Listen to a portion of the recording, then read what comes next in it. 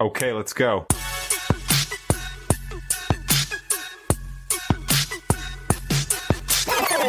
Well, hi, friends of Coachella Valley. Jose here from The New Mindset. Well, I have quite a cool episode for you guys tonight. Today, we're interviewing a fantastic individual. I've only just recently gotten to know some of your team, Rosa. And could you tell us, you work with Martha's Village. Can you tell us what you do with them? Yes, I'm their Chief Operating Officer, so I oversee all operations for them. Welcome to the show. Thank you so much for having us. I know you have quite a busy schedule, and this was the best time for us to meet up. Yes, of course. I'm happy to be here, and thank you for the invitation. Absolutely. So I wanted to chat with you because, well, let me tell you, I have been involved in different companies here in the Coachella Valley, and many times I've been in companies where Toys for Tots, it's a box, or it's a time frame where Martha's Village partners up with boxes for toys. I believe it's called Toys for Tots, is it not? The Toys for Tots is for military families. Ours is it's a toy drive, essentially the same concept, but ours is for homeless individuals. Yeah. And so the toy drive that Martha's Village does is the first way that I got introduced to you guys. And from there, it's just been a fantastic snowball of nothing but goodness that you guys put up for the community. On that, I don't know. I don't think I'm the first or the only person to say this, but thank you for all the hard work that you do. You guys put so much out there. Oh, thank you. It's a pleasure, and we're very grateful to be able to do that for the community. Well, that's fantastic, and I do appreciate you for that. But let me take it back a little bit, Rosa. Before you were the C.O.O. of this amazing company that does so much good for the community, you started somewhere. Can I ask you, are you from the Coachella Valley? I was born in Colima, Mexico, and I migrated to the States at the age of 7. And I've been, since then, raised here in the Coachella Valley. Colima, Mexico. How's your Spanish? Oh, fantástico. A darle. As they Lo say podemos hacer en acá. español. Claro. Oh, wow. You're on it. So you've been here since you were 7 years old. You came directly to the Coachella Valley? Yes. We lived in Thermal for many, many years. And as an adult now, I live in Indio. Okay. So you live and breathe the Valley. This has been your hometown, your city. This is where you live. Correct. So before you were the CEO, actually, let me ask you this question. Are you, you have brothers and sisters? Are you like a single child in your family? No, I'm the youngest of 4. Ooh. They say the best for last. That's right. I'm kidding. I had 2 amazing parents. I do have Fantastic. 2 children.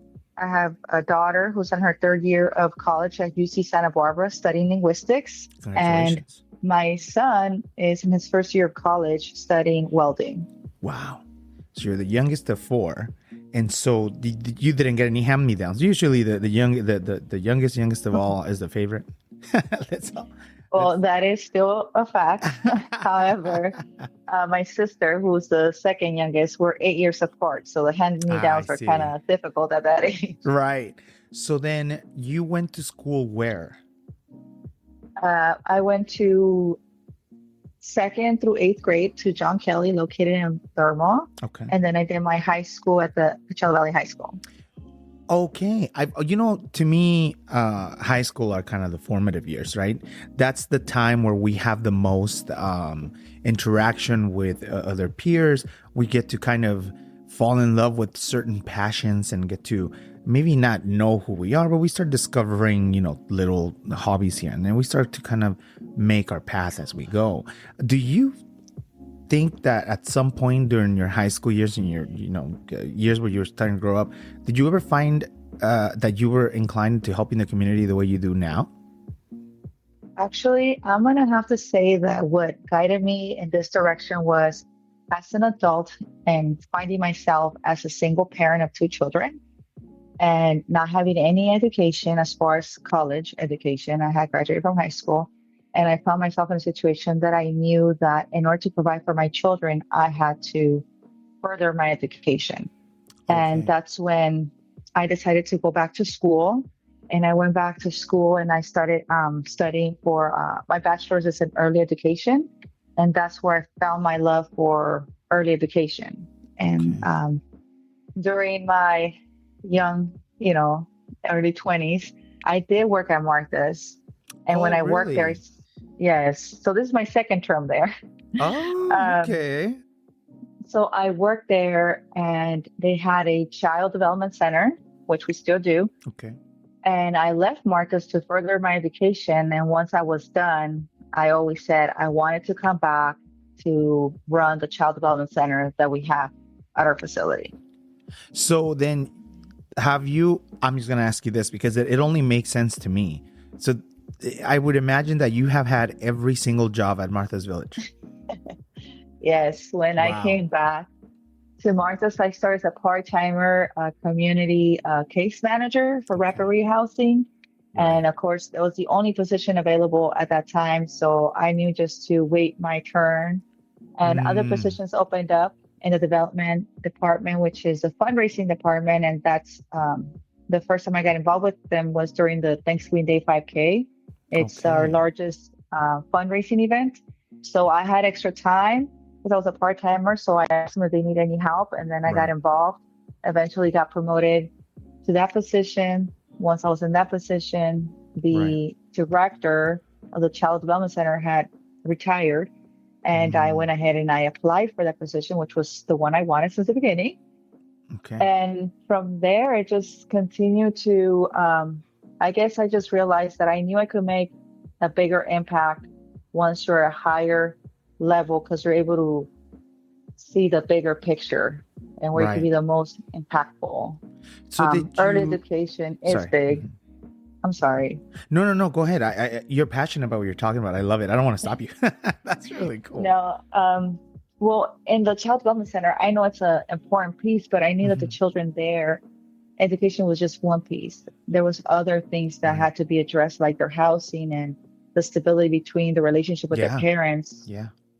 And that's how I got involved in the other departments that are there, Marcus. Wow. So you truly, truly care for child's development. I do. That is your passion, it sounds like. I think that when we start talking about making a change and the future, children are the future. And if you could have a big positive impact early in their life, the more likely they are to, especially with education, the more likely they are to, graduate from high school, go to college, and have able to afford their housing and not find themselves in the situations that they're currently facing. Right. I think you're absolutely correct. Children really are the future. I mean, that sounds kind of cliche, but it's true, right? I get reminded every time I come into Canada, I say something and they go, what is that? They really truly are. They live in what was the future to us now. Even their present is beyond us. And now they're going to continue moving forward. They're going to be the ones running the country at some point in time too. So it's important. Correct. Very important to give them the correct education and guide them the best way possible. So it sounds like you do that already. Yeah, that was definitely the reason why I'm here. Marcus, I know that you're familiar with our services and, there's just so many of them, the housing, the shelters, and the food, the pantry, and health, education. So, yeah, of course. And so you mentioned that you started it, but what was that your first job also when you were younger? Or did you have a first job that was outside of that? No, my very first job was at the age of 16. I believe that's when you get 16. That's when you're able to get a permit. Permit, yeah. I was a lifeguard and I worked at Foot Locker also. So I had two jobs. Of course, you were a lifeguard. Absolutely. Why not? In the desert. I know, right? That's freaking awesome. Hey, more power to you. Why? Did you find yourself kind of a loving one and not the other? Or did you just kind of do it for the paycheck, or what was the thought there?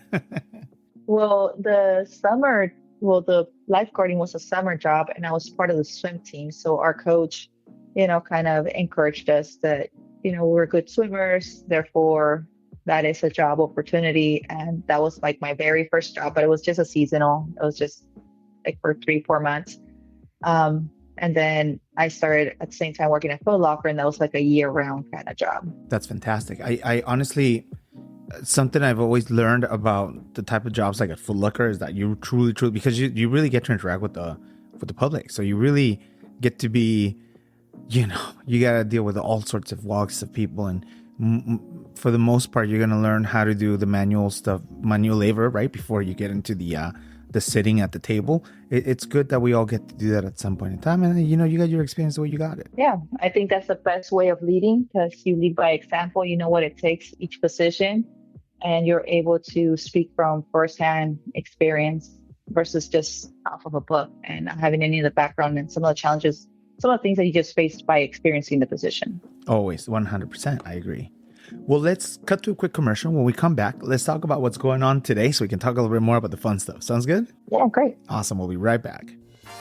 Hey friends of Coachella Valley, Jose here for the New Mindset, reminding you to get ready to run for a cause. It's time to lace up those sneakers and hit the pavement for the 18th annual Martha's Village Thanksgiving Day 5K, proudly sponsored by Toyota of the Desert and presented by KESQ. This Thanksgiving, you can make a difference in your community. Sign up now at mvk5k.com and create your own peer-to-peer fundraiser. Not only will you be supporting those in need, but you'll also have a chance to win amazing prizes and even earn gold bibs for the top fundraisers. Every step counts. Don't wait. Register today and let's run together for a brighter future. See you at the starting line. And we're back here. Guys, I'm here with Rosa one more time. We're going to be talking about what's going on today. Now, today is a fantastic time to be. I'll say it once, I'll say it a million times. I really, truly love the events that Martha's Village puts on for the community. One of the ones that I know very well, is very popular, you already mentioned it, is the 5K Turkey Run.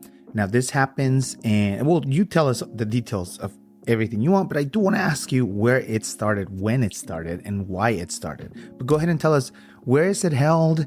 As many details as you want. Please, share. Yes. So our Thanksgiving Day 5K, it is on, guess what day? Thanksgiving. That's right.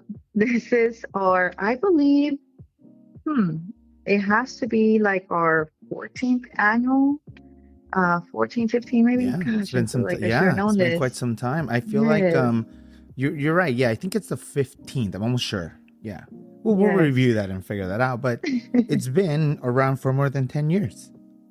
Yes, and it started with 100 runners, and now we're about 2,500 runners, about 4,000 people the day of Thanksgiving there on race day, cheering on for the family members and some participating. Yeah. It's a great way to kick off the holidays. You go and get your 3.2 mile walk run, and I feel guilty about that amazing dinner you're going to have later. 110%. Yes.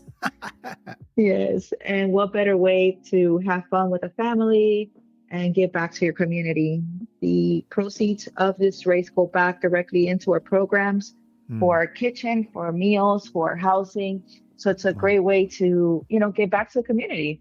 And of course, it's not the only way. As we know, Martha's relies heavily on our volunteers. So if people can't participate and they don't want to quite run or walk, they're more than happy to join us and be our volunteers, because we're looking for over 200 volunteers to make this race happen. Wow. And now tell me a little bit more about the ongoings of Martha's Village. Obviously, we're so close to it. It's literally around the corner. This is correct me, this is November 28th. Am I correct about that date? Correct. And it starts at, what time does it start? It starts, race kicks off at 8 a.m. and it's an El Paseo. Yes, it's an El Paseo, so it's all an El Paseo strip, so it's fun. There will be a kid zone for the children. There's a doggy station. There'll be vendors there, food trucks, a beer garden. So there's many ways for every member of the family to enjoy that event. Yeah, and it truly, truly does generate a type of sense of community to have everybody in one, same room. Now, this is a sponsored event, correct? Who are your sponsors for this event? Yes, our diamond sponsor is Toyota of the Desert, and our presenting sponsor is KESQ. We're very grateful for them. They're returning sponsors, and of course, all of our other sponsors, some new and some returning, who are here for a great cause. And the best part about all this is not only are you prepping your Thanksgiving dinner, you're also giving back right before all the big holiday season starts, and you're truly, truly, truly helping an agency or a corporation that their only goal, your guys' only goal, is to go and help the community.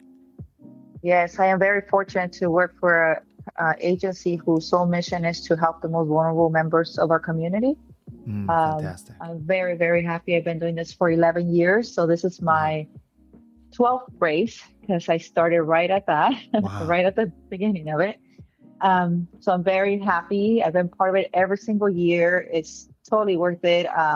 For us staff members, a lot of times it requires for us to be there at 3 a.m. to set up, Right. but it's Oh, totally man. worth it. Yeah. What is the process leading up to it? Well, internally, I know you probably can't talk about all the details that go on, but could you give us a little glimpse into your day-to-day operations leading up to that event? What does that look like? What does that hurricane look like?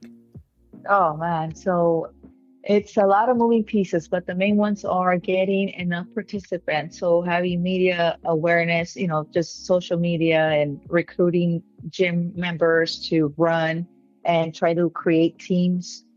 There's a peer-to-peer concept that we're trying to kick off where if a group of people, for example, I attend a gym and my gym has 23 participants in this team that they're going to be racing that day.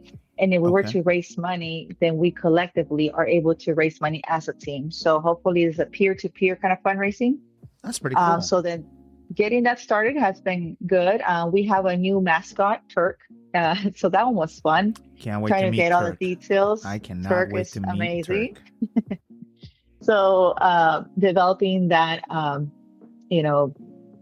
animation and that character has really been one of the focal points. Getting our sponsors has been another one, and getting volunteers. And then, oh my God, my favorite is making sure that the shirts get here on time. Oh my goodness. What's that? Oh no. Oh no. Yes. I really Our know the shirts are feeling. amazing. People love our shirts. So every year we try to get the same quality of shirts from the same vendor. But it always happens that because where they come from, shipping and all that stuff, we're always, praying that they get here on time. But Dios we mío. got Yeah. notification that they're getting here this week. So we're good. We're ahead of schedule now. Oh, good. Oh, good. And there's so much more planning and headaches, I'm sure, that pop up and show up and just try to take you down. But there you are again, right? Yes. And you know what? On the day of the race, there's a lot of running around. And what I noticed, what I have experienced, right, is that there's a lot of running around. I swear staff sometimes looks at each other like, why are we doing this? Right. But once it's all put together and the event takes off and is successful, it's like, wow, like this is amazing. Like I can't wait for next year. So just when you thought you were done, you're really planning the following year. Well, they say that in the midst of all the craziness and adversity, heroes rise. And I'm sure your staff is full of heroes. Oh, yes. Our staff is truly amazing. We're I keep on using the word fortunate just because we are to have such an amazing team. And it's not just the team members, but also our volunteers and our donors. We have a really strong, Marta's been around for over 30 years. So we have a very strong donor base and volunteer base. So everybody as a whole, I think is, people keep on saying this, it takes a village, and it sure does to make this a successful agency. 100%. Each hand passes one of the shirts down until it gets to your office. And then finally, that's how it happens. Yes, of course. Let me ask you this question. Going into the race and knowing everything that you have to put together, what's the number one thing that you're like, this is the only thing that has to happen last minute? Everything else can be prepped, but this thing has to happen that day. What's that one thing? Do you know? Do you have an idea? Oh, man. I know. I put you in a hot seat. Oh, I could tell you which one it is. Okay, perfect. Oh, I can't believe I almost forgot about this one. Okay. So every year, okay, and it's a funny story actually. So in our course, it's been the same course since we've been in El Paseo. And for some strange reason, before runners take off, the course has to be ran through either a person in a bicycle or a staff member to make sure that all the cones are in the right spot. Okay. Yeah. And there's this one famous cone that has to be moved about 5 minutes once the race starts. Oh. That people are going to try to funnel people to the left hand side of the lanes. Okay. And every year, I swear, except last year, right? Every year I would say, okay, don't forget that I need to take off, go to that cone, before the race starts, because then I'm gonna have a bunch of runners coming my way. I Oh can't my run with gosh. them. Oh my gosh. Tell me why every year except last year, I end up running about 100 meters to move that cone. And it's like, you were to think I would get this down by now, but Oh my apparently not. goodness. So I can see it now. You're just there, you're waiting, you're seeing all the people come, you're like, wait a minute. And you look back at it and that cone's staring at you like, that's right. Someone Yeah, free. That's yeah, right. yeah. Come get me. And I was not planning on running any of those times, but I had to end up running those 100 meters just to move that cone to make Oh sure my that, goodness. Hey, you got to get it in too, you know? It's only fair. yeah, yes. That's fantastic. I love that story. Well, let's cut to a quick commercial. When we come back, let's talk about what's happening after the 5K. We'll be right back, guys. Hey neighbors, it's that time of year again. Come together for the 18th annual Martha's Village Thanksgiving Day 5K. Proudly sponsored by Toyota of the Desert and presented by KESQ. This Thanksgiving, let's unite as a community to make a real difference. Visit mvk5k.com to register and kickstart your own fundraising efforts. Not only will you be helping those in need, but you'll also have the chance to win amazing prizes and gold bibs for the top supporters. Let's show the power of community, spirit, and run for a brighter tomorrow. Sign up today and be part of something special. Together we can create lasting change. All right, we're back here with Martha's Village. So, Rosa, let me ask you a very interesting question. The 5K's coming, the 5K will go. Just as everything that's good, it comes and goes, but there's still stuff happening throughout the year. What's the next big project, or what's the next project you guys are focusing on? What's something you can tell us where the Martha's Village is taking us next year or anything like that? Can you give us a little hint of the future of what's to come? Oh, I could give you the whole story. Dale, toda la enchilada. A mí con crema. Yes. So we have, I mean, as you have probably seen or not or heard, we are expanding our services. We have actually expanded our services to a new campus in Palm Springs. Yes, over here. That's the navigation center. Yes. So that's something new that for, Marcus for over 30 years has been in Indio, and now are expanding its services to, the west end of the valley. So that's great for that community and for us as an agency to see, when you have a successful program, you always want to be able to expand your services so it could impact more members in the community. Right. And the city of Palm Springs, we're very fortunate that they reached out to us and trusted our expertise as being one of the operators for their facility. So we're happy to work with the city. So we have that going on. And because of that, you'll see more events coming, this 2025, more events on the west end of the valley. That is, yes. Sometimes, and for our listeners that are not from the Coachella Valley, that maybe think of this as just two cities in Coachella, what's the difference? I'll tell you, the difference is a drive of about 45 to an hour. That's the difference. Yes. And Palm Springs is so far from Indio and Coachella that we literally have the freeway in between that takes us there the closest. Like, it really isn't close, but we are all part of the same Coachella Valley. We're just divided into certain sections because that's just like any city, right? Any valley, as it may be. And so being in Palm Springs is huge for two reasons. One, a lot of people recognize Palm Springs as like the capital, if you must, of the Coachella Valley.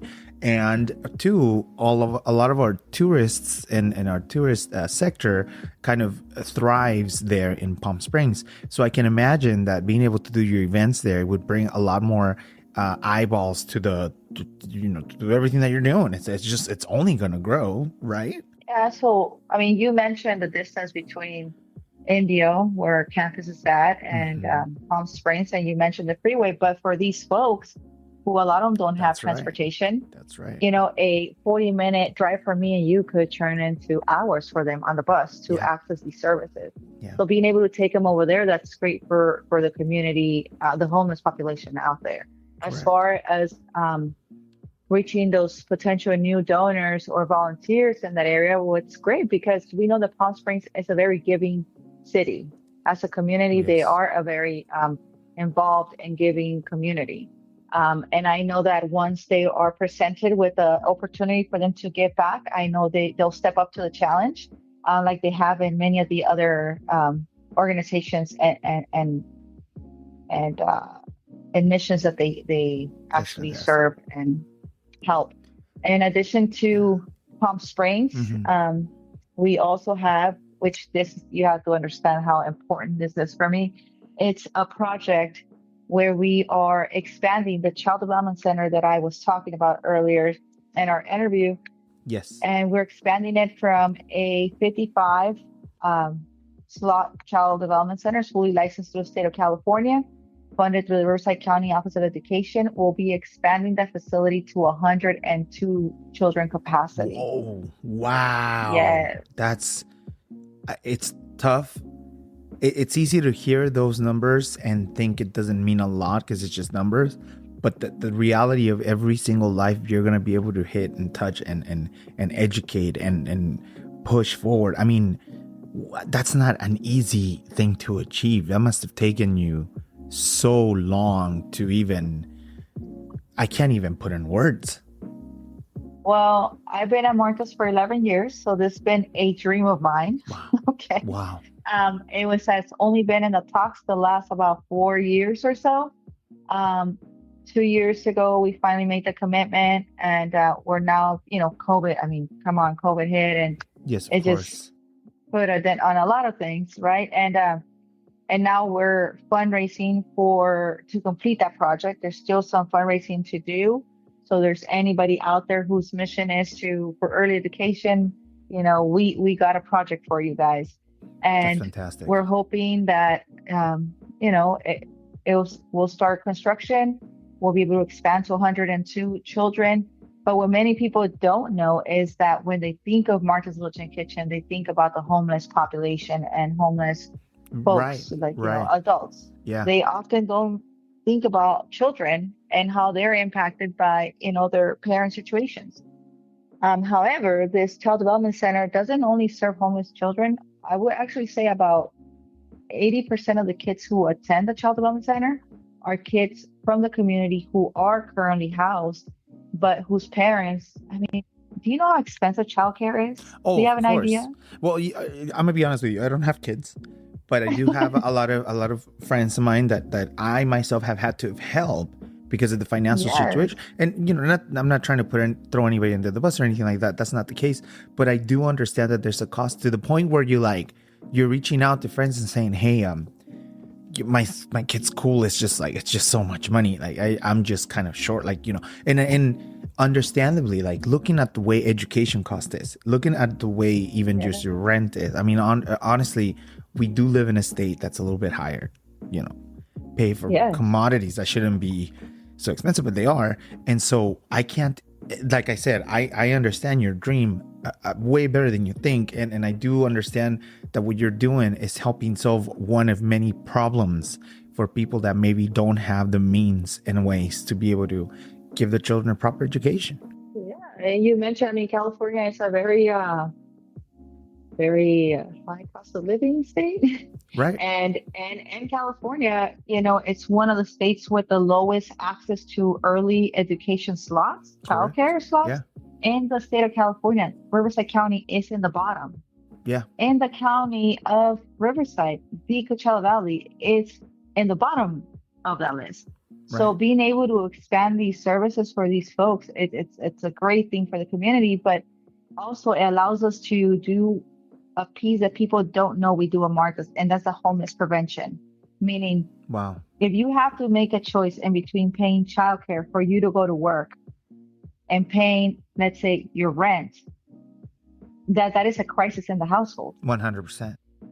So why not have these services that, eliminate that crisis and allows you to focus to go to work, pay your mortgage or your rent, buy your food, and that way we preventing you from becoming homeless, because for us it's more beneficial that you don't become homeless, because it's better to keep you housed than then afterwards house.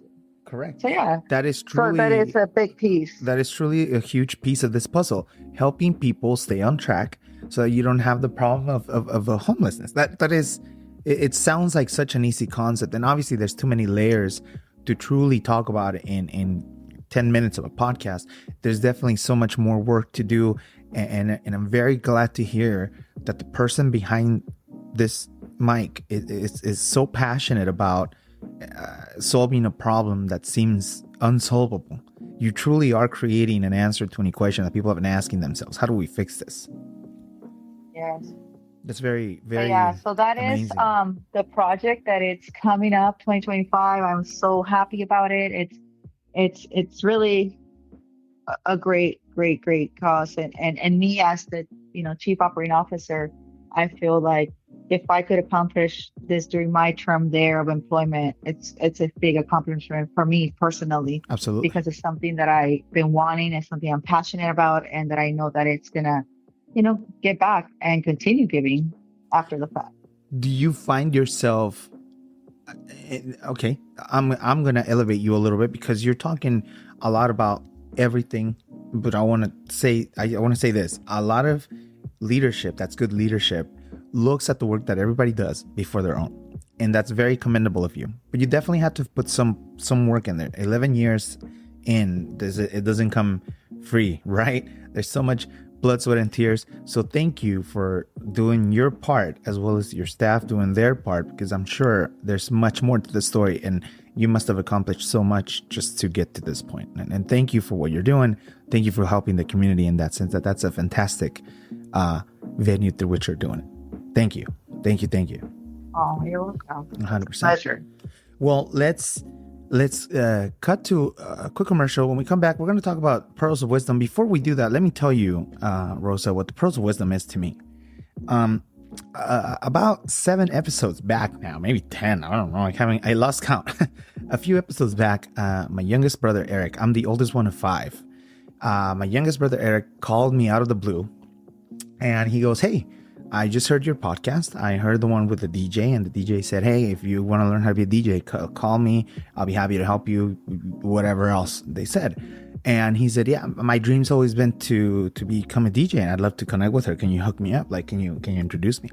And I'll tell you what that did to me, Rosa. It woke me up, because honest to God, first of all, I didn't even know my family listened to my podcast. Okay. Hi guys. Love you all. I had no idea. Secondly, I've known this guy all my life. Not for 1 second. If you ever told me that he wanted to be a DJ, I would have laughed at you. That's insane. This guy's a dentist. He's a bodybuilder. He's everything but, right? He's telling me this idea. He's so creative, and I'm like, who is this guy? Who the heck's all of my brother? That's crazy. And I realized you never know who's listening, and people are listening to your episode right now, and they might want to know how you got there. What steps could they take to become the COO, CEO, be part of a company that helps the community the way you do? So maybe when we come back from this commercial, maybe you can help us with I know it's too difficult to say in 3 steps, and 3 steps to be this person. Obviously not, but let's see if we can talk about it a little bit. Sounds good? That sounds great. All right, we'll be right back, guys. You know what? If you're craving a rich and vibrant flavor of traditional Mexican cuisine, look no further than Tamaleria Mi Ranchito. It's a local food that has been nestled here in the heart of Palm Desert, La Quinta, and the VA in Loma Linda. They bring an authentic taste of Mexico right to your doorstep. Let me have them tell you more about it. Hello, I'm Erica from Tamaleria Mi Ranchito, and our family business offers you tamales of pork, chicken, and green chili with cheese. We are located at the Lowe's stores at La Quinta and Palm Desert, from 7 a.m. until we sell out. We will hope to see you there. Well, if you're interested in finding some more information, don't forget to follow them on Instagram, Tamaleria Mi Ranchito, and taste that amazing Mexican cuisine made at home. Man, thank you guys so much for bringing that to us. And now, let's get back to the show. And we're back. Here's my favorite segment, the Pearls of Wisdom, guys. Rose is going to tell us the key to success. Obviously, like I said before, it's very, very difficult to narrow down all your experience, all your knowledge into a list of 5 items. It's understandably not an easy task. But could you tell us, if somebody wanted to be in the position that you're in, what would be a good way to kind of get the foot through the door, to get the ball rolling, and to continue on it so that you can get to that level? What could someone do? And you want me to do this in 3 steps? That's going to be interesting. Take as many steps as you need, Rosa. I know. No, There's no. 1,000. No. Well, I could start by saying this, and I'm not sure how deep you want to get into this, but Hit me. I could tell you that for a majority of the time when I'm in a room, I am one of the young ones. Right. So what I have found that helped me get to where I'm at is, one, I had to identify a passion. Okay. Because you just can't show up to work and do good if you're not passionate about something. Something needs to drive you. I explained what my passion was and my drive. My passion, my drive is early education, but my passion and my drive has to do with my daughter. She's Latina, a woman.